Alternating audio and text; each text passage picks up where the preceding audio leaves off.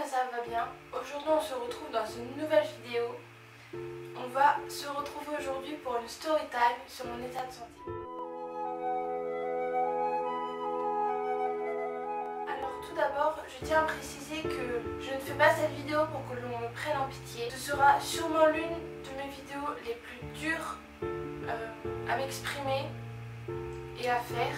Et je vais vous demander de la regarder jusqu'au bout et ne pas tirer des conclusions hâtives et ne pas prendre un morceau sorti du contexte. Je vais également vous demander d'en parler autour de vous et de la partager un maximum, vous comprendrez pourquoi par la suite. Et je vous demanderai également de m'excuser pour la longueur de cette vidéo parce qu'elle risque d'être très longue. Aussi, je n'accuse pas le monde de la santé car je sais que le corps humain est très complexe et que c'est très compliqué de faire des diagnostics. Également que certaines images que je vais inclure dans cette vidéo peuvent heurter la sensibilité des plus jeunes, donc à faire attention si à la vue du sang ou de matériaux de santé peuvent vous effrayer, faites attention.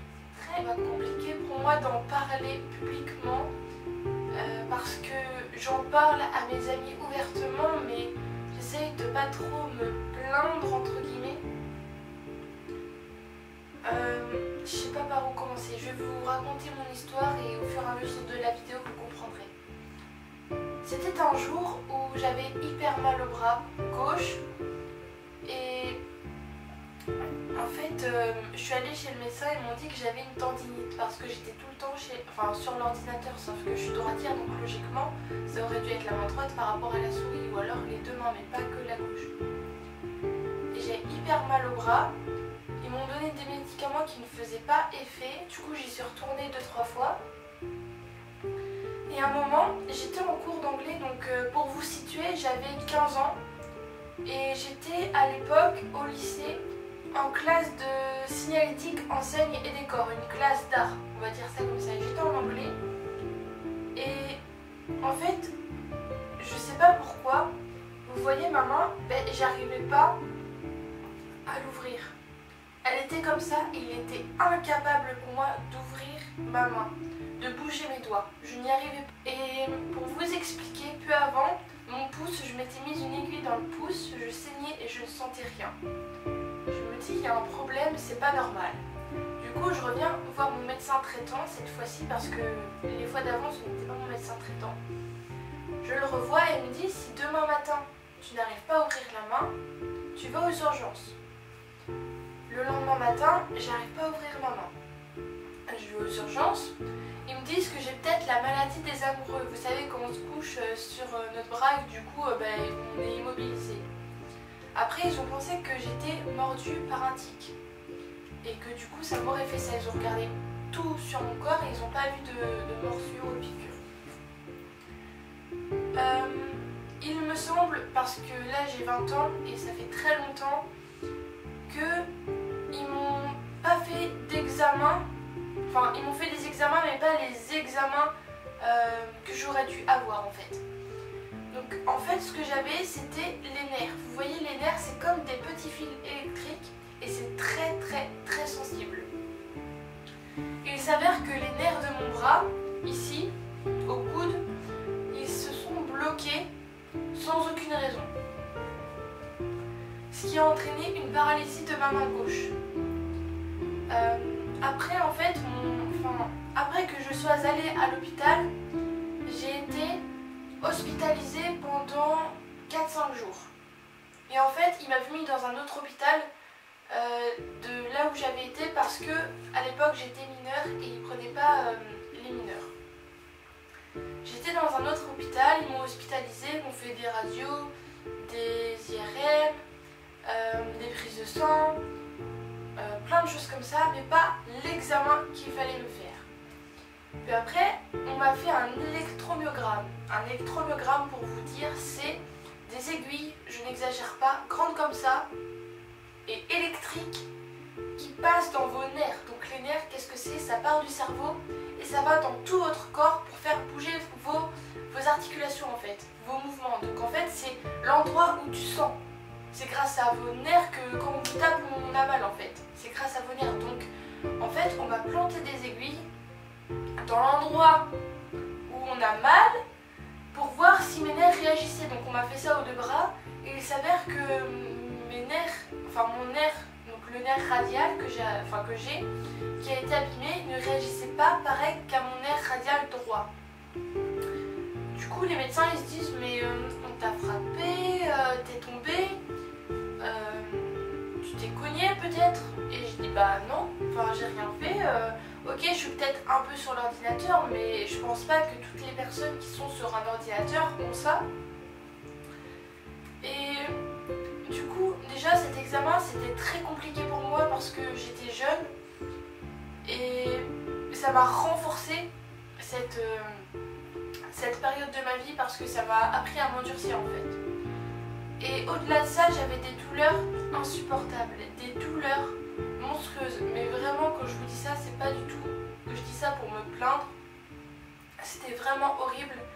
J'aurais préféré me suicider ou me couper le bras tellement j'avais mal. Je me cognais la tête dans une vitre tellement j'avais mal. Je n'en pouvais plus. Au final, on m'a opéré peu après, quelques mois plus tard, parce qu'évidemment ça met du temps. Peu après, parce qu'en fait j'avais fait de la rééducation, ça avait marché, jusqu'au moment où je porte un colis, enfin quelque chose de lourd, et boum, reparalysée. Donc je me suis dit, bah je suis sur la voie de la guérison, mais ça recommence, c'est pas très cool. Je me fais opérer à mes 16 ans, il me semble, la première opération, on m'a débloqué mon nerf. Et ils ont vu qu'il était extrêmement abîmé, mais sans aucune raison. Donc il n'y a pas forcément de nom sur ce que j'ai potentiellement. Ensuite, on m'a débloqué mon nerf, mais on m'a aussi dit oui, c'est dans la tête, c'est toi, tu cherches des excuses, blablabla. Non, enfin je ne fais pas exprès d'être paralysée. Moi j'aimerais bien faire les choses que tout le monde fait. Parce que, à savoir, je voulais passer mon code, j'étais en pleines études d'art, il faut les 2 mains pour faire la filière que je voulais. C'était extrêmement difficile. Peu après, j'avais mal à mon bras droit, les mêmes douleurs atroces. Et je me suis dit, ça va pas recommencer. Je me suis dit vraiment, ça va pas recommencer, j'espère, parce que j'étais droitière, j'étais paralysée de la main gauche et j'en ai extrêmement souffert. Surtout que c'était du jour au lendemain, je savais pas forcément ce que j'avais et je me suis dit si ça arrive à la main droite, je suis foutue, je vais rien faire de ma vie. Enfin, je sais pas si vous vous rendez compte, mais pour une enfant de 15-16 ans qui devient paralysée du jour au lendemain, c'est extrêmement difficile. C'était ma maman qui me lavait, c'était ma maman qui me nourrissait. C'était ma maman qui faisait mon lit, qui faisait mon rangement, qui m'habillait. Quand j'allais aux toilettes, je pouvais pas y aller seule, je pouvais pas baisser mon pantalon ni ma culotte. Vraiment j'étais handicapée du jour au lendemain. Et quand on se dit que les choses négatives ça arrive qu'aux autres, ben non en fait ça n'arrive pas qu'aux autres. Et du coup c'est arrivé à la main droite. Mon nerf également du bras droit était comprimé. Ensuite, ma maman a décidé d'aller à la clinique de la main. La clinique de la main, c'est à Angers. C'est une clinique, donc c'est privé en fait. Et là, j'ai reçu des soins enfin adéquats. On m'avait dit que j'avais des choses que je n'avais pas. On m'avait opéré alors qu'apparemment on n'aurait pas dû m'opérer, on aurait dû s'attendre. Et du coup, j'ai été prise en charge par un autre médecin. Un autre médecin qui m'a dit quoi faire, etc. Je suis désolée si je trouve pas forcément les mots parce que c'est très compliqué pour moi d'en parler et surtout à des inconnus, mais vous allez comprendre par la suite pourquoi je vous en parle. Il m'a dit, on t'a mal opéré et on n'aurait jamais dû t'opérer. Si t'as peut-être pas repris ta main gauche, c'est qu'on t'a mal opéré. Et là, ça a été un coup de massue. Je me suis dit, super, une faute médicale et en fait c'est ma santé qui est en jeu. C'est ma vie qui est en jeu. J'ai arrêté mes études pour ça, j'ai arrêté de vivre pour ça, de voir mes amis, de faire quoi que ce soit. Heureusement que j'avais mon copain et ma famille pour moi, pour m'aider parce que c'est très compliqué. Et je lui ai expliqué qu'avant j'avais une sorte d'engin pour ma main, pour faire ça, vous voyez, Edouard main d'argent, c'est quasiment pareil. Une main en fer au-dessus de ma main pour faire bouger les doigts. Et avant, quand j'étais au lycée, quand je le mettais, on se moquait de moi. On disait Edouard main d'argent, pas de bras, pas de chocolat. Et j'avais 15-16 ans et c'est vrai que c'était très très blessant et je me disais mais je suis un monstre. Quand on voit des gens en fauteuil roulant ou en béquille, les gens sont habitués, leur regard est habitué, on connaît, on sait ce que c'est un fauteuil roulant. Moi c'était un matériel que personne ne connaissait. On me regardait comme si j'étais le monstre du Loch Ness et comme s'il fallait pas me côtoyer parce que j'étais une pestiférée. Et vous savez ce que les gens pensent des personnes souffrant de handicap. Et cette période, ça m'a fait grandir et réfléchir sur le sens de la vie parce qu'on se plaint pour des bagatelles, mais je vous rassure, je vous promets qu'un truc peut arriver du jour au lendemain sans que vous vous en rendiez compte. Pour poursuivre mon histoire, du coup j'étais à la clinique de la main et il m'a dit que j'avais été mal opérée. Ensuite il m'a dit on va pas t'opérer à la main droite, on va attendre, au bras, excusez-moi, au bras. Je suis ok, j'attends, sachant que j'avais déjà attendu pour la main gauche et qu'elle était toujours paralysée, j'ai pas trop fait confiance parce que du coup j'ai eu un assez mauvais a priori des médecins. Il me fait oui mais maintenant c'est moi ton médecin, fais-moi confiance. J'ai décidé de lui faire confiance. Il m'a opéré à droite et la gauche je récupérais toujours pas. À gauche il m'a fait une greffe. Je vous montrerai des images mais en fait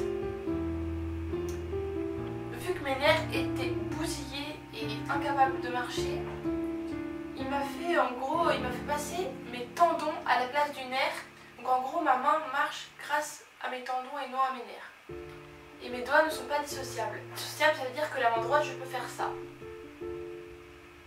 Bouger chacun des doigts. Là je peux pas. C'est tous en même temps, je peux pas faire ça. Du coup ce médecin m'a opéré. En tout j'ai eu 3 opérations. Et j'ai eu 3 opérations et c'était très compliqué pour moi parce qu'il n'y avait pas que ça. J'avais un traitement, je sais pas si vous connaissez, mais j'ai eu de la prégabaline, un traitement vraiment trop fort pour moi. Mais c'était le seul moyen de me faire disparaître la douleur. Et vraiment, c'était insupportable. Mon médecin, il a évalué ma douleur à 10 fois une rage de dents. Et la prégabaline, en fait, c'était à l'époque, je prenais pas des gélules ou quoi que ce soit, donc c'était en pipette en fait.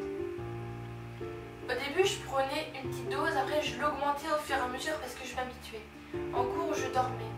J'étais tout le temps déprimée parce qu'il y a des symptômes de dépression et de suicide. Vraiment, je voyais la vie en noir, je me dis mais pourquoi vivre? Je suis paralysée des 2 mains, ça sert à quoi? Je sers à quoi en fait? À part faire de la peine à mes parents, à part faire de la peine à mon copain, il ne mérite pas d'être avec une fille comme ça. Il ne mérite pas, je suis handicapée, je suis paralysée. Et c'est extrêmement difficile de vivre ça du jour au lendemain pour une gamine, je peux vous l'assurer. Et si je fais cette vidéo aujourd'hui, c'est parce que je ne sais toujours pas ce que j'ai.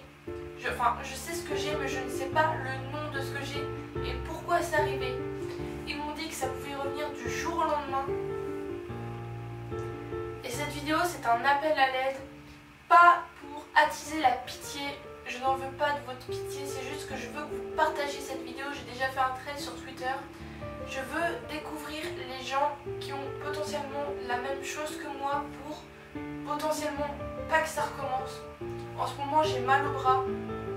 Mon chirurgien m'a dit si tu chutes, ça peut être très grave pour toi. Également, si tu portes des charges lourdes, ton tendon il peut péter et tu redeviendras paralysé. Et je vous jure que je n'ai pas envie de revivre cette période. Ça a été la pire période de toute ma vie. Et en fait, cette vidéo, c'est un message pour vous dire que déjà, soyez contents de ce que vous avez, d'avoir une famille qui vous aime, d'avoir un toit, de l'argent, des études. C'est très très important. Cette vidéo, c'est également pour faire passer un message, pour savoir si certaines personnes ont, je sais pas, peut-être quelque chose comme moi, car je désespère et je ne sais pas si ça va recommencer et je n'ai vraiment pas envie que ça recommence. Je ne veux pas que vous ayez pitié de moi, que vous me dites « Oh, elle se plaint », j'en sais rien. Je sais que ce que j'ai vécu c'est très très grave, mais je vais avancer de plus belle et je vais aller au-delà. Mais je voulais vraiment faire cette vidéo, elle me tient à cœur.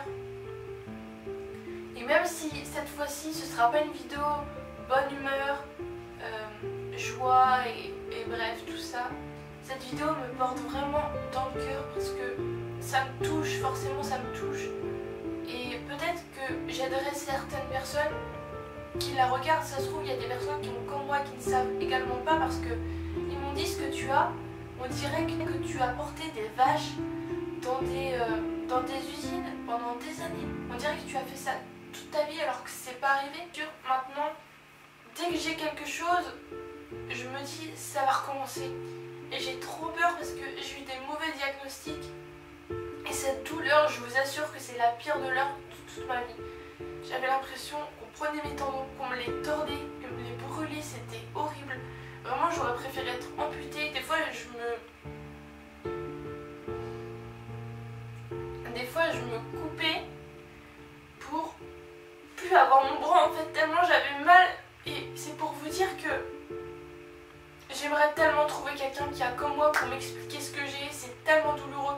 Et normalement j'en parle pas, mais enfin j'en parle mais vite fait, j'en rentre pas dans les détails. C'est pas un coming out, mais ça a été la pire période de toute ma vie. Et je souhaite à personne, même pas à mon pire ennemi, de vivre ce que j'ai vécu. J'essayais de me rassurer en me disant il y a toujours pire, il y a des gens qui meurent de faim, il y a des gens qui vivent dans la rue, ou j'en sais rien. Mais à cause de ça, j'ai fait une grosse dépression, je suis tombée dans la drogue. Je vous en parlerai dans une prochaine vidéo, je ferai 3 vidéos avec des sujets gros.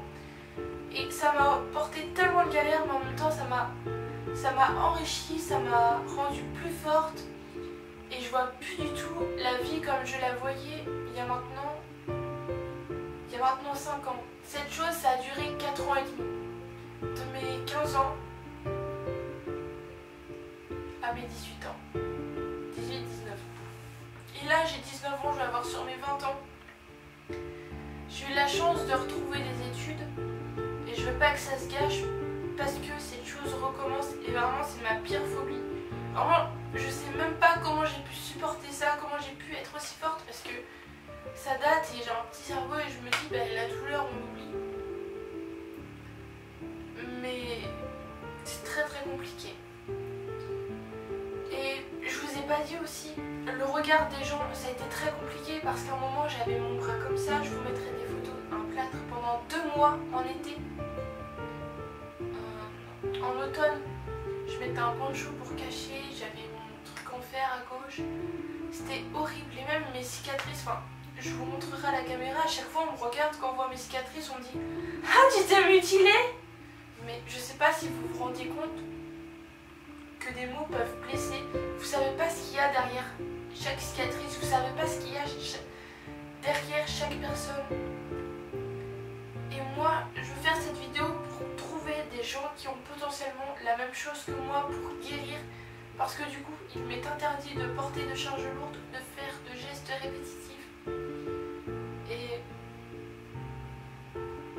Enfin, il y a plein de choses que je peux pas faire maintenant. Je peux pas utiliser mes bras pour faire du sport.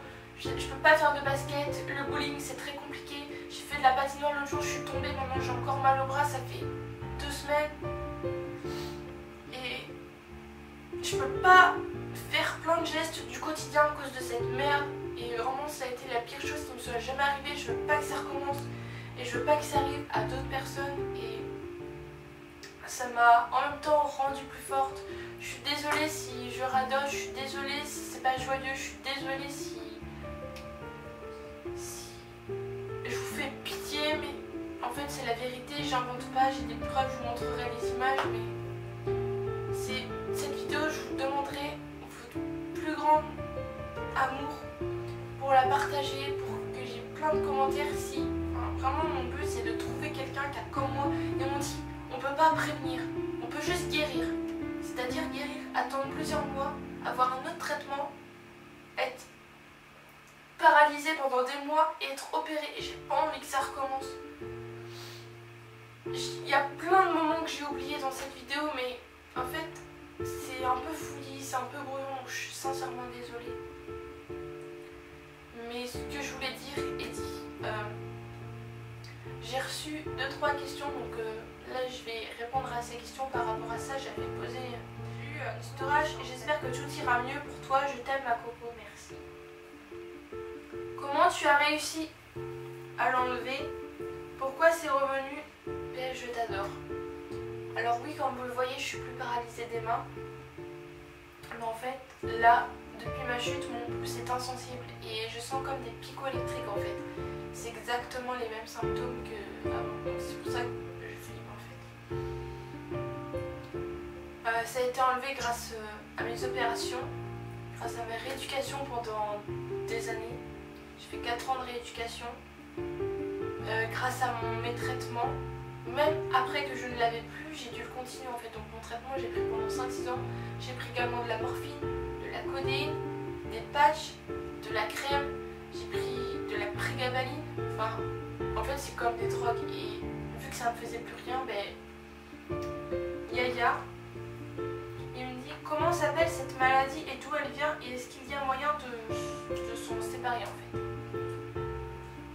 Comme je l'ai dit, il n'y a pas de nom. C'est juste la compression du nerf radial, donc c'est ce que j'ai eu, mais il n'y a pas de nom parce que c'est inconnu, c'est une maladie inconnue. Les médecins que j'ai eus n'ont jamais vu ça de leur vie, donc c'est vrai que c'était très compliqué pour me diagnostiquer. Et d'où elle vient, je n'en sais rien non plus. Il y a moyen de s'en séparer grâce aux opérations, mais il n'y a pas que les opérations. Comme je vous le disais, il y a la rééducation, il y a le plâtre pendant 2 mois avec la main comme ça, il y a les greffes. Juste la douleur et les effets secondaires du traitement, je vous explique même pas, j'avais l'impression de mourir. Enfin, j'étais vraiment un légume, un cadavre, un zombie, je sais pas comment vous dire ça, mais je dormais en cours, je faisais rien de mes journées, j'ai pris 10 kilos, j'étais tout le temps dépressive, enfin, et je voyais tout le temps la vie en noir et il y a plein eu d'effets secondaires. Voilà, j'ai fini cette vidéo, j'espère que tout de même qu'elle vous aura plu.